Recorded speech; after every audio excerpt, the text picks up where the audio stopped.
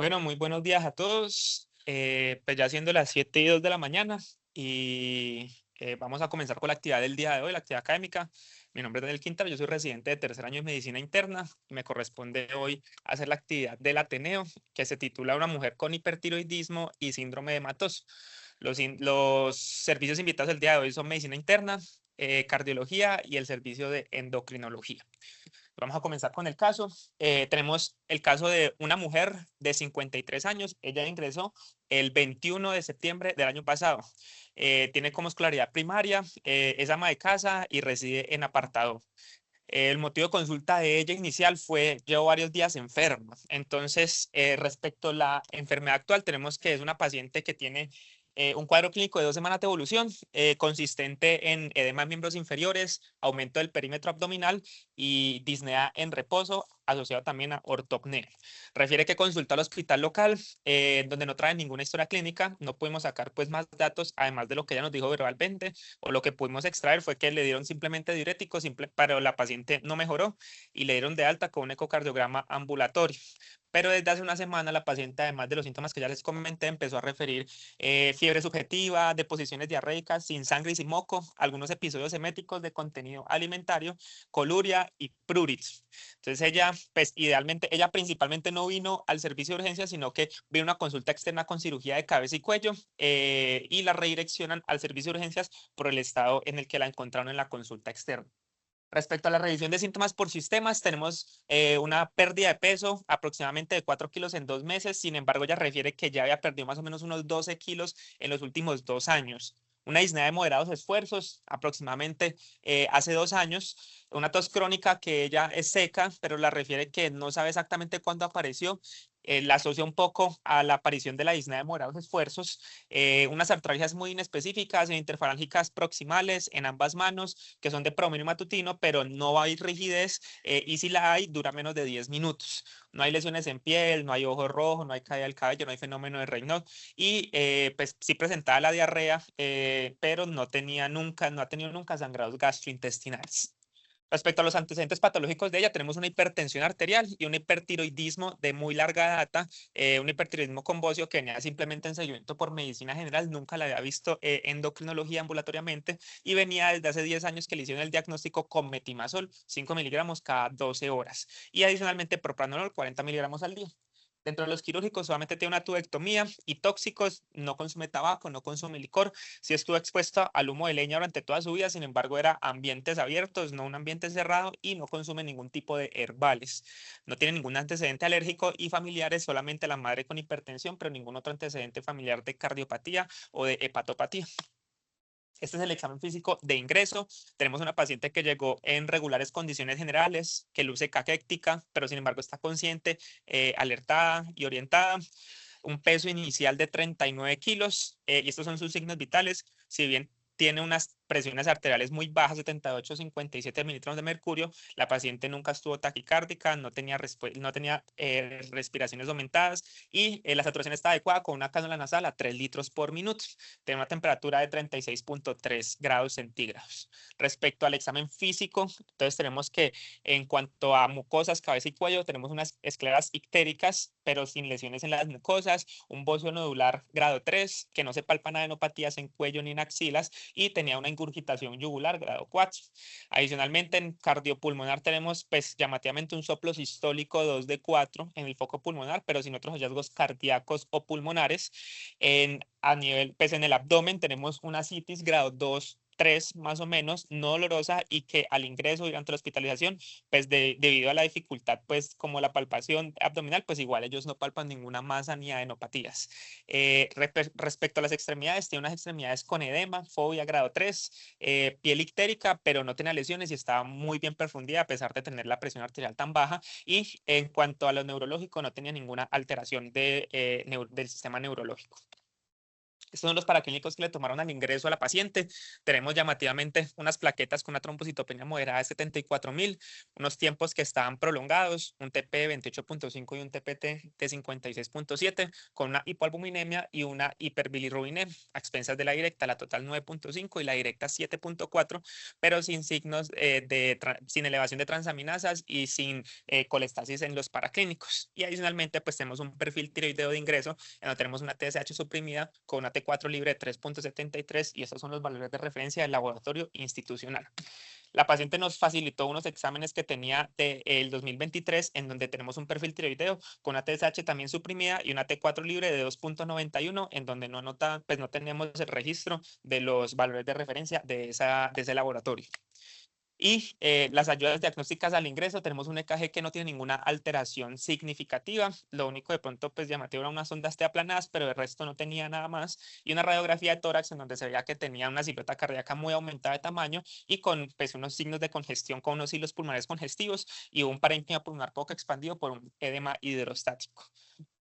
Estas imágenes, estas ayudas diagnósticas la paciente no las facilitó o pues durante la hospitalización se fueron logrando conseguir. No, tenemos un ecocardiograma extrainstitucional que se lo mandaron después de la hospitalización en apartado donde le hicieron la aplicación de diuréticos, en donde vemos que tenemos un ventrículo izquierdo con un remolamiento concéntrico, pero una FEI preservada, una aurícula izquierda severamente dilatada y las cavidades derechas están normales. Esto pues es importante tenerlo en cuenta para llevar la discusión del caso. Y adicionalmente tenemos una ecografía del cuello del 2023 en donde tenemos un bocio difuso con cambios inflamatorios de la tiroides y un nódulo sólido de 1 por 1 por 0.9 centímetros que no tenía ningún cambio sugestivo de malignidad. Entonces, este fue el concepto cuando la vio el urgentólogo en la sala de urgencias, en donde por los síntomas cardiopulmonares pues, de congestivos y signos de falla cardíaca asociados pues, a una elevación de las bilirrubinas, considera pues, que tenía varios sistemas afectados para considerar su antecedente del hipertiroidismo que estaba cursando con una tormenta tiroidea. Le iniciaron un manejo pues para esa entidad con metimazol, lugol, hidrocortisona, propranolol y colestiramina, como vemos en la pantalla. Adicionalmente le solicitaron una ecografía de abdomen y la trasladaron a la unidad de cuidados especiales para hacer seguimiento pues en esto. Esta es la ecografía de abdomen de ingreso, en donde vemos que tenemos un hígado de contornos irregulares que está con una ecogenicidad heterogénea y micronodular, con una vía intra y extrahepática que está totalmente normal, no está dilatada y tenemos abundante líquido en la cavidad peritoneal. Los hallazgos, lo que nos sugieren los radiólogos es que son cambios de patopatía crónica con signos de congestión y un abundante líquido libre intraperitoneal. Entonces, pues ahí ya iban como reenfocándose un poco, pues la paciente, en donde llega a la unidad de cuidados especiales y medicina interna decía hacer como un enfoque por problemas, en donde primero, al llegar la paciente, consideran pues con todos los exámenes que ya les mostré y la sintomatología de la paciente, que pues tiene una visitopenia dada por una anemia normocítica y una trombocitopenia moderada, con una hiperbilirrubinemia a expensas de la bilirrubina directa sin colestasis ni hepatitis, una hipoalbuminemia, tiempos muy prolongados, una ecografía abdominal que tenía aparentemente una patopatía crónica con ascitis. Entonces ellos decían hacer como un reenfoque de la paciente y enfocarse en lo que más estaba como en el momento sacando alarmas en la paciente y era, pues, la enfocaron inicialmente como una cirrosis avanzada, Child-C de nuevo, sin una etiología clara, con todos estos hallazgos que estamos encontrando aquí inicialmente. Entonces iniciaron manejo con diuréticos combinados, con furosemida, con espironolactona y empezaron a hacer estudios para las diferentes etiologías de la posible cirrosis y complicaciones de este. Entonces, adicionalmente, del problema del síndrome hematoso, posiblemente secundario a una cirrosis, tenemos el problema del hipertiroidismo. Entonces, no consideran que está cursando una tormenta tiroidea. Entonces, ¿por qué no se considera? Porque pues, la ictericia podría estar explicada por otras causas, como la cirrosis que se encontró de nuevo, síntomas gastrointestinales de la diarrea que ella estaba presentando podrían ser ya sea por una peritonitis bacteriana espontánea que se haya complicado pues, en ese líquido peritoneal o simplemente síntomas de edema de asas secundario pues, al síndrome hematoso y la anasarca con la cual estaba cruzando la paciente. Adicionalmente, la falla cardíaca parecía que los síntomas ya venían de muy larga data, entonces parecían ser crónicos y no había datos nunca de hiperdinamia, nunca estuvo taquicárdica, nunca estuvo hipertensa. Entonces, por lo que se consideró suspender el manejo que se había instaurado en urgencias de la tormenta tiroidea, pero se ajustó el metimazol a 20 miligramos cada 12 horas. Y se solicitaron todos los estudios que ya les voy a mostrar. Entonces, de entrada tenemos un BNP que está elevado, 948, asociado a esos síntomas y signos de la paciente, pues se considera que está con una falla cardíaca descompensada, que ya vamos a ver ahorita el ecocardiograma que se le tomó a la paciente en la hospitalización.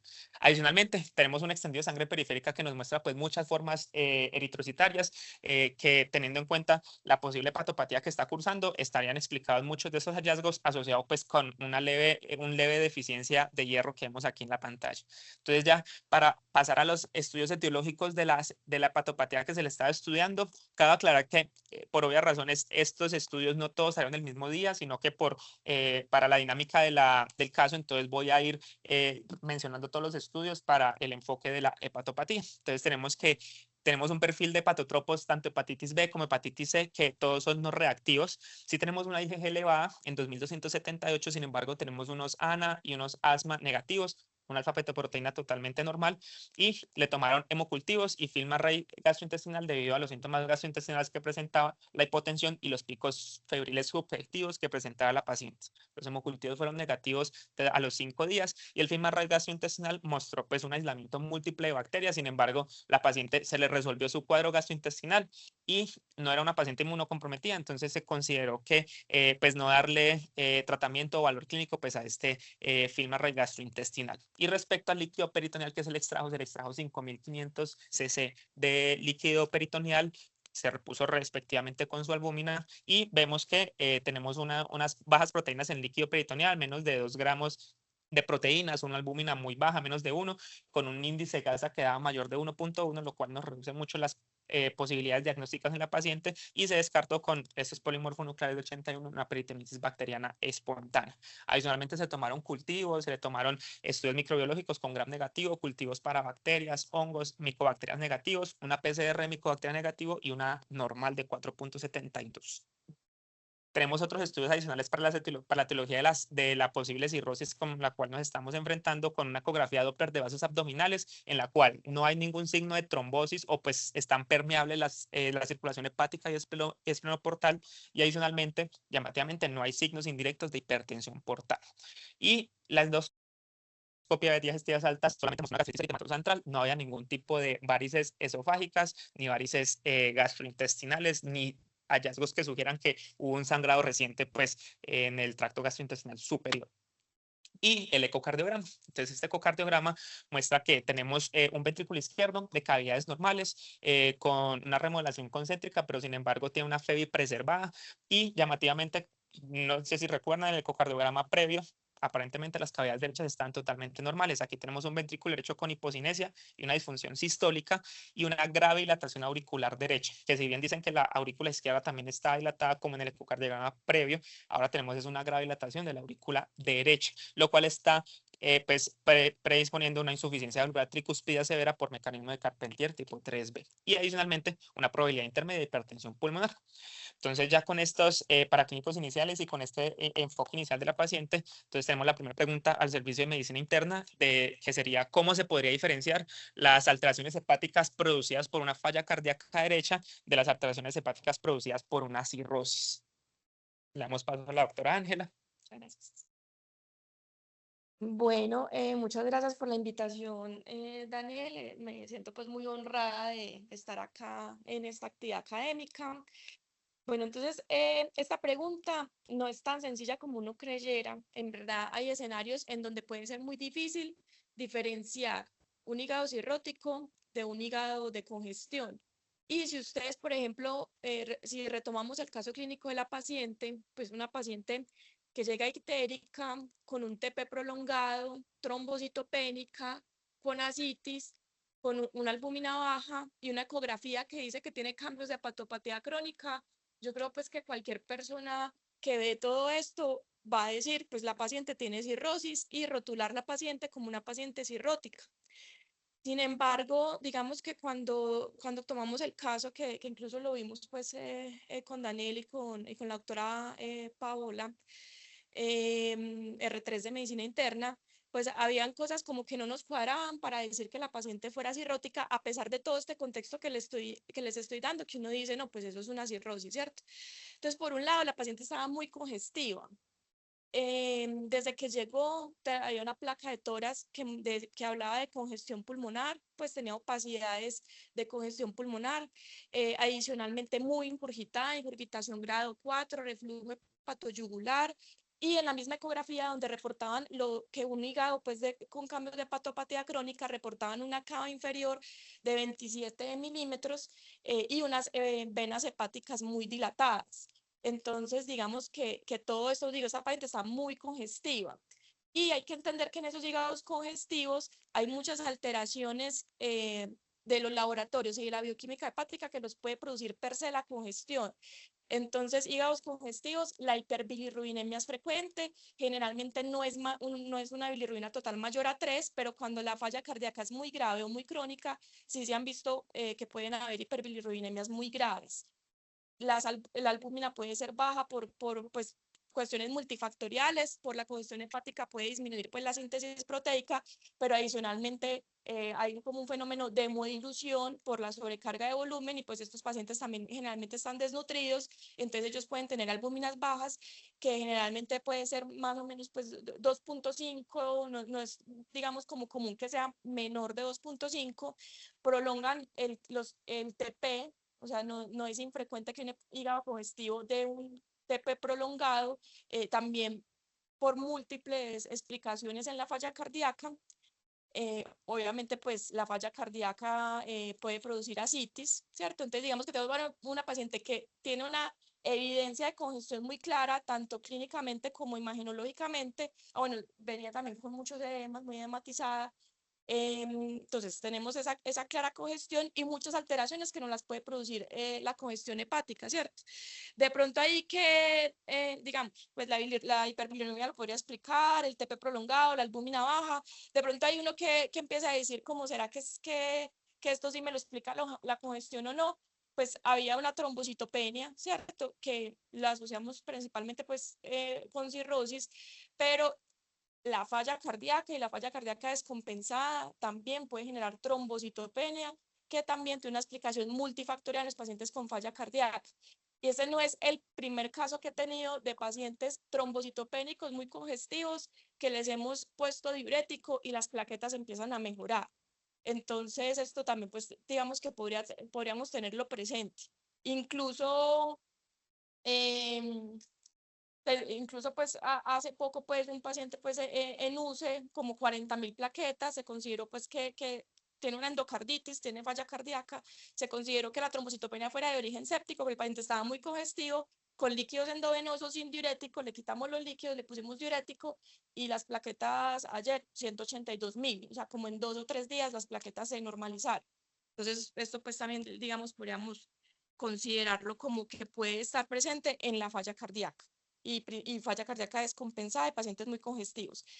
Y por otro lado, pues con respecto a la citis, pues tanto la cirrosis como la falla cardíaca dan citis con gasa elevado, que nos indican pues que el mecanismo es hipertensión portal, y la diferenciación, digamos, que se ha hecho a través del líquido acítico de la cirrosis versus la falla cardíaca ha sido las proteínas en el líquido acítico, que en cirrosis, pues hemos considerado que menor de 2.5 implicaría cirrosis y que cuando están más de 2.5, eso nos apunta más a falla cardíaca, pero pues esto es solamente, digamos, unos parámetros que orientan, pero no son 100% de esa manera. Cuando uno mira, o sea, hay pacientes cirróticos con falla cardíaca con ascitis que incluso el primer gasa que usted le haga un líquido acítico le puede dar bajo, no alto. Y hay pacientes cirróticos que tienen proteínas en líquido acítico elevadas. Entonces, digamos que estos parámetros pueden orientar, pero no son 100% absolutos. Incluso cuando uno mira esto de dónde viene pues de series de casos de hace mucho tiempo, de hace muchos años, en donde, y son apenas series de casos, pues algunos pacientes y muchos sumarán por ahí 100 pacientes, donde les estudiaron el líquido acítico y encontraron que los pacientes con falla cardíaca en esos estudios tenían un gas alto y proteínas totales altas, pues mayores de 2.5, entonces lo tomaron pues como el parámetro para decir que la citis por falla cardíaca es así, pero como les digo, eso 100% no es así, ¿cierto? Bueno, cuando miramos sensibilidad y especificidad de los parámetros del líquido acítico, la sensibilidad es como el 50%, la especificidad del 70 y pico. Entonces, una vez más, pues no es algo que sea 100% de las veces. Bueno, ¿qué más de pronto con esta paciente? Listo. De todas maneras, vimos todo eso y dijimos, bueno, de pronto esta señora puede no ser cirrótica. Si usted tiene ascitis y trombocitopenia en una cirrosis, usted esperaría encontrar varices esofágicas. La paciente no las tenía. Y eso, o sea, es muy claro en qué sentido, en que cuando usted tiene varices esofágicas, en la cirrosis, o sea, es por colaterales que se forman porque la hipertensión portal va pues hasta la triada portal del lobulillo hepático, ¿cierto? O sea, de las hepáticas hacia la aurícula derecha, en la hipertensión portal cirrótica, ahí la presión es baja. En cambio, pues hasta la triada portal la presión está alta, entonces eso forma las colaterales y forma las varices esofágicas. Si usted tiene un paciente con falla cardíaca, que si bien la citis la está produciendo un mecanismo de hipertensión portal, la hipertensión es en todo el recorrido hasta la aurícula derecha. Entonces, pues ahí no se van a formar esas colaterales porque no hay un gradiente de presión, la presión está alta hasta la aurícula derecha. Entonces, que no tuviera varices esofágicas nos llamó mucho la atención, eh, para tener ascitis y la trombocitopenia. Adicionalmente, que en el Doppler portal no encontraran signos de hipertensión portal también nos llamó la atención, a pesar pues de que la sensibilidad del Doppler portal es del 85% y usted puede tener pacientes con cirrosis que tienen un Doppler portal sin signos de hipertensión portal. De todas maneras, también hicimos el mismo razonamiento que con las varices esofágicas. O sea, porque si tiene ascitis y trombocitopenia, que usted intuiría que la presión, el gradiente de presión estaría más de 12 milímetros de mercurio, no tiene ni siquiera pues como la porta pues aumentada de tamaño, algún cortocircuito, recanalización de la vena umbilical, un chon esplenorrenal, como algo más indicativo de que la paciente tuviera pues una hipertensión portal de origen cirrótico, ¿cierto? Entonces, digamos que en todo esto no podíamos obviar que nos reporten en la ecografía un hígado con cambios de hepatopatía crónica. Entonces nos dicen que los lóbulos, pues que el borde hepático es irregular, que tiene unos micronódulos, entonces lo reportan pues un hígado micronodular y unos cambios de la cognicidad hepática. Y uno dice, no, pues con eso, no, pues el hígado está enfermo, eso es una cirrosis. Pero resulta que tampoco. Cuando ustedes se van a mirar los cambios en la arquitectura hepática que dan los hígados congestivos y que dan los trastornos vasculares del hígado, tipo por ejemplo síndrome de Budd-Chiari, los pacientes hacen una cosa que se llama hiperplasia nodular regenerativa, en ocasiones también hiperplasia nodular focal, y eso da la apariencia de un hígado como el de la cirrosis micronodular. Entonces se podría interpretar como, o sea, el radiólogo se le dice cambios de hepatopatía crónica, porque ve eso, ve una hiperplasia nodular regenerativa, una hiperplasia nodular focal. Eso también genera que el borde del hígado como que se vuelva irregular o se lobule, y pues los cambios de cogenicidad hepática, o si es una resonancia del realce o una tomografía de los cambios de atenuación, eso perfectamente lo da el hígado en nuez moscada, que es como la característica patológica macroscópica de los hígados congestivos. Entonces, eso pues digamos que tampoco le dice a usted que el paciente sea cirrótico, ¿cierto? Esos, cuando ustedes le reporten una ecografía, cambios de patopatía crónica y vean un paciente congestivo con una clara falla cardíaca, pues hay que evaluar pues muy bien pues todo el contexto y no rotularlo de entrada como cirrótico sin, digamos, pues como haber analizado más cosas. Esto es, o sea, esto puede llevar tanto a confusión que incluso encontré reportes de pacientes llevados a trasplante hepático por cirrosis criptogénica, entre comillas, que finalmente se dieron cuenta que lo que tenía el paciente era pericarditis constrictiva, es decir, una causa de falla cardíaca derecha, y lo que habían tenido pues era alteraciones de su hígado por congestión hepática. Estas alteraciones en las imágenes que simulaban una cirrosis micronodular, y los pacientes fueron llevados a trasplante hepático y pues digamos que no se habían dado cuenta que tenían era una falla cardíaca derecha, una pericarditis constrictiva. Entonces con esta paciente pues lo que decidimos hacer fue entonces pensar que todo podía ser sí, congestión hepática, pues que muchas de sus cosas podían ser congestión hepática, sin de todas maneras descartar que las interacciones cardiohepáticas son complejas y de todas maneras los pacientes con enfermedad cardíaca tienen factores de riesgo que se comparten con el hígado graso metabólico, que es una causa de cirrosis, y por otro lado que si usted tiene un Graves, pues también puede tener sobreposición con enfermedades como colangitis esclerosante, colangitis biliar, hepatitis autoinmune. Entonces, sin obviar que todo esto, pues de todas maneras es una posibilidad, pues decimos como descongestionar al paciente para mirar qué tanto nos mejoraba el perfil hepático y qué nos quedaba después de llevarla pues a una descongestión completa. Cuando la vimos, ella tenía como furosemia no presidente cada 12 o 20 cada 8 y con eso apenas orinaba 800, 900 cc, llevaba 3 días así.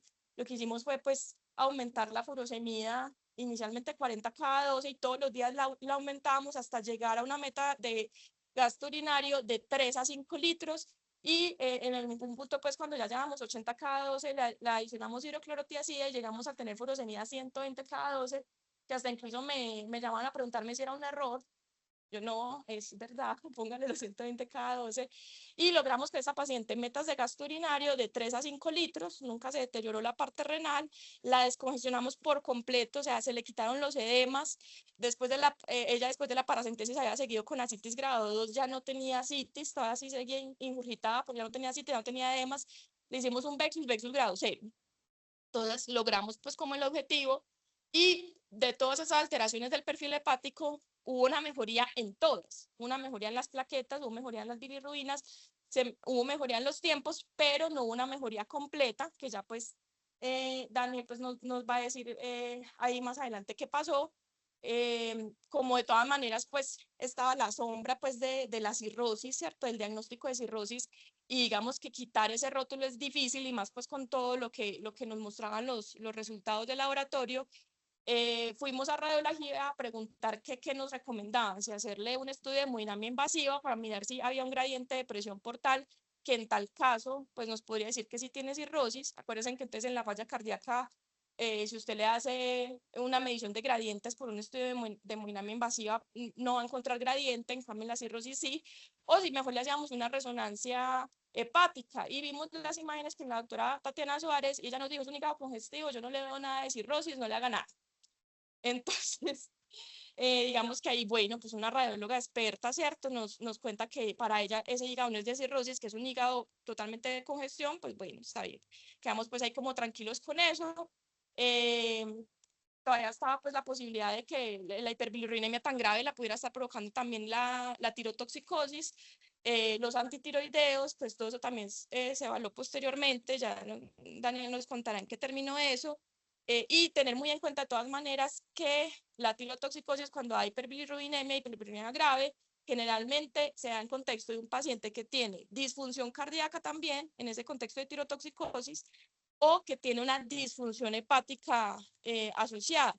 Es raro pues que la tirotoxicosis dé tanta alteración hepática sin que hayan alguna de estas dos cosas, o disfunción hepática por otra causa o hepatopatía congestiva. Entonces digamos que posiblemente pues a la final pudiera ser todo multifactorial, pero bueno.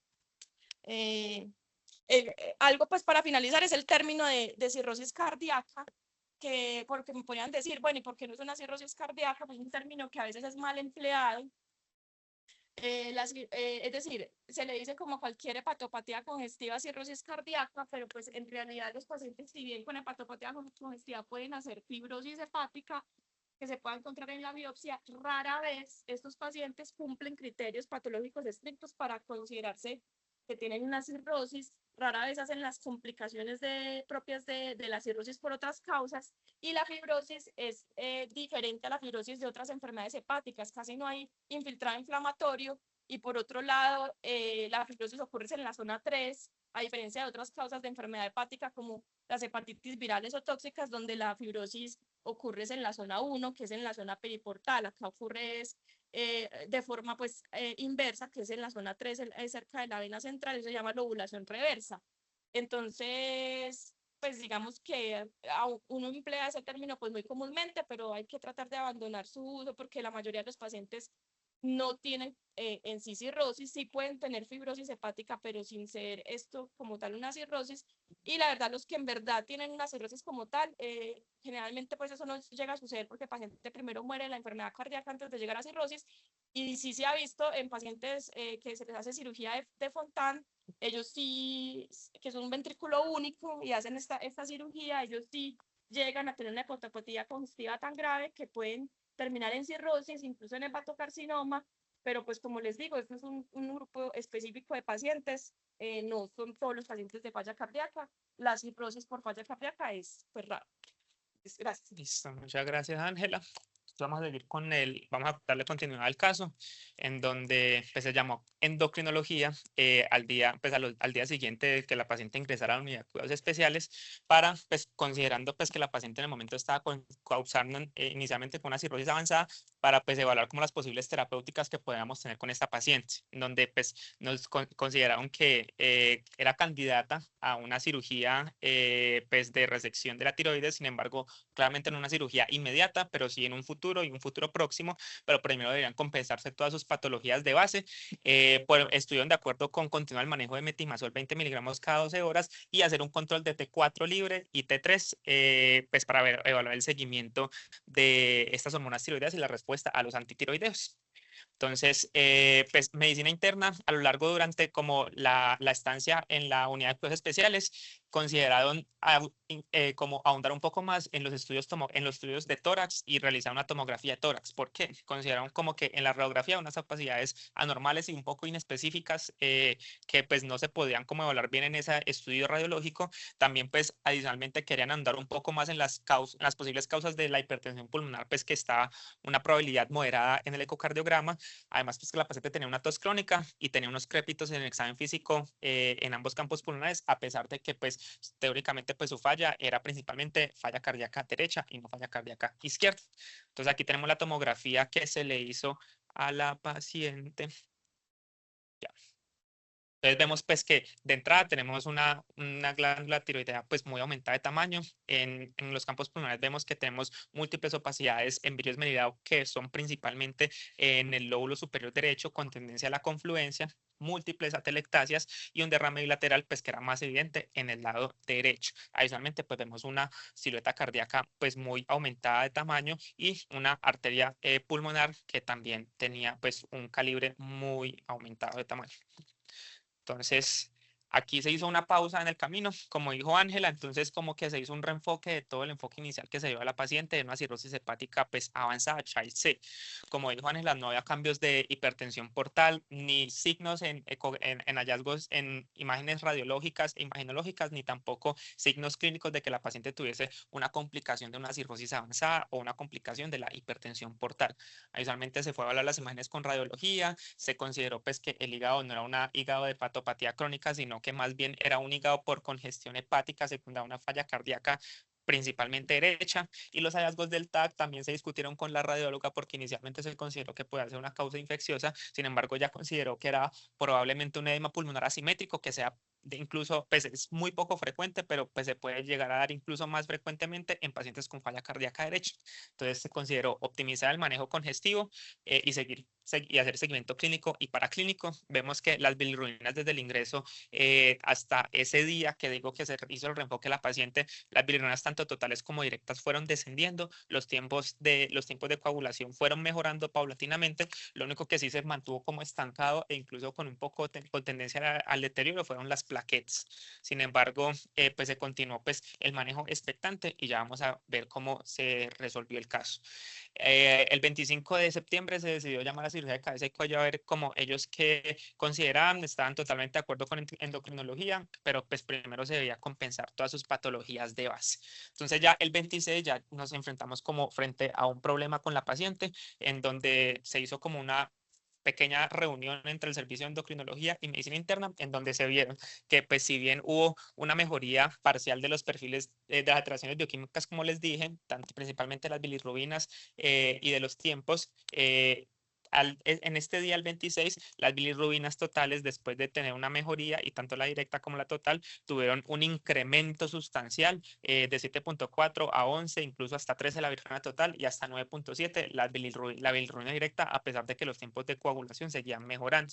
Entonces aquí se llamó, pues como que se pensó como que qué podría hacer entonces, como que nos está causando el aumento de las bilirrubinas si ya estamos pues compensando un poco la parte cardíaca. Entonces será el metimazol que se le inició, pues ella previamente solamente venía con 5 miligramos cada 12 horas y en el momento está con 20 cada 12. Serán problemas directos de la tirotoxicosis. Entonces con endocrinología se decidió cambiar el metimazol a propiltiuracilo y iniciar recambios plasmáticos debido a que, a pesar de que las hormonas tiroideas, a pesar de que la paciente tenía pues clínicamente mejor, las hormonas tiroideas venían en aumento a pesar pues del inicio del metimazol a 20 miligramos cada dos. De 3,73 la T4 libre pasó a 3,96 y la T3 libre de 5,5 pasó a 9,57. Entonces aquí va a una pregunta para el servicio de endocrinología, que sería cómo se podría diferenciar de pronto las alteraciones hepáticas producidas por un antitiroideo, en este caso metimazol, pero pues por un antitiroideo en general, a las producidas pues por una tormenta tiroidea o una tirotoxicosis por la cual esté cursando pues el paciente. Le doy la palabra al servicio de endocrinología.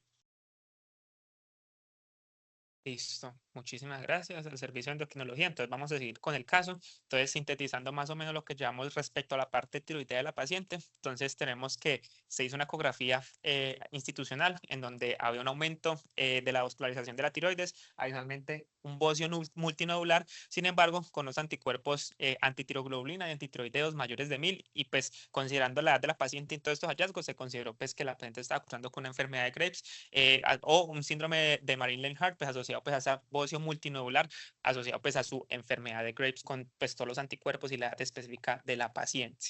Entonces se decidió hacer recambios plasmáticos de la paciente que se iniciaron el 26 de septiembre, se hicieron cada 2 días durante 3 sesiones inicialmente.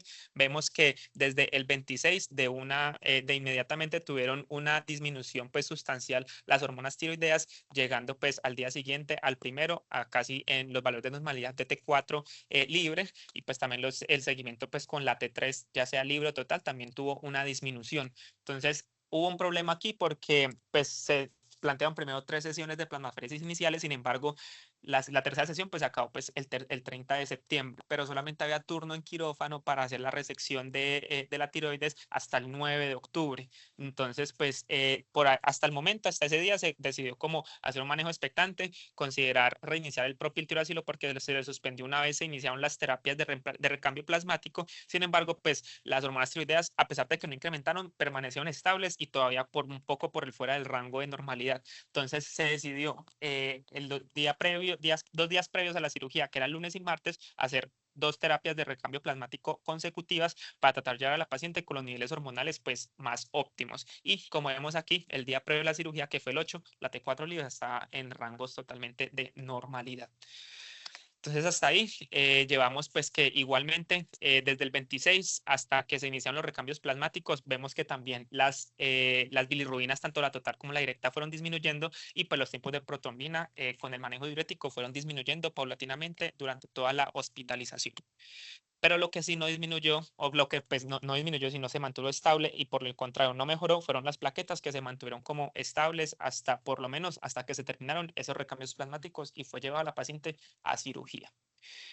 Entonces, hasta aquí llevamos todo el caso, pues enfocado pues con la tirotoxicosis y la resolución de esta y cómo fue llevado a la paciente a la cirugía. Sin embargo, pues concomitantemente durante como al paralelo a estos estudios, pues también se hicieron los estudios de la paciente para evaluar las causas de posible hipertensión pulmonar que la paciente se evidenció pues en el ecocardiograma con su hipertensión pulmonar de probabilidad moderada y pues los cambios de las cavidades cardíacas derechas que eran muy llamativos. Entonces, estos estudios los solicitó el Servicio de Medicina Interna, en donde se solicitó primero un angiotac, en donde no había, pues, como cambios o imágenes que sugirieran presencias de trombos agudos o crónicos, y pues lo que ya conocíamos previamente, había un compromiso muy importante de cavidades derechas, con signos indirectos de hipertensión pulmonar, dado por aumento del diámetro de la arteria pulmonar, pero pues no, y pues no había cambios sugestivos como en el parénquima que nos sugirieran que tenía una enfermedad parenquimatosa, pues que nos estuviera también explicando pues esa hipertensión pulmonar y esa falla cardíaca derecha. Entonces, hasta aquí, pues igual todavía con la paciente no se tenía una causa clara, pues además de que el estado hiperdinámico nos pudiese causar esas alteraciones, sin embargo, pero era muy llamativo que solamente fuese de cavidades derechas, entonces se decidió ahondar un poco más y solicitar una gamografía de ventilación perfusión. Esa gamografía de ventilación perfusión, en respecto a la parte de ventilación pulmonar, entonces los pulmones estaban bien expandidos, si bien hubo una irregularidad en la distribución del radioaerosol, no había defectos de captación de este en la parte de ventilación pulmonar. Y respecto a la perfusión, sí, en el estudio se presentó que había unas anormalidades del radiofármaco, principalmente como en zonas muy pequeñas que hipocaptaban subsegmentarias en los dos campos pulmonares, formando zonas triangulares de base pleural y de distribución periférica, que los médicos que leyeron este examen consideraron pues que el estudio estaba normal y que era compatible con tromboembolismo pulmonar, pues que probablemente puede llegar, pues fuese crónico en el contexto de la paciente. Entonces aquí teníamos pues una hipertensión pulmonar de probabilidad moderada con alteraciones de las cavidades derechas principalmente y con unos exámenes pues que estaban un poco discordantes respecto a la angiotomografía de tórax y la gamografía ventilación perfusión. Entonces se solicitó el concepto a cardiología para definir cateterismo, realización de cateterismo cardíaco derecho. Pero antes de pasar a eso, primero vamos a hacer una pregunta al servicio de cardiología, que sería cómo se interpretarían los hallazgos que son no compatibles entre un angiotac de tórax y una gamografía de ventilación perfusión en un paciente pues, que está siendo estudiado para hipertensión pulmonar. Le doy la palabra al doctor Gándara.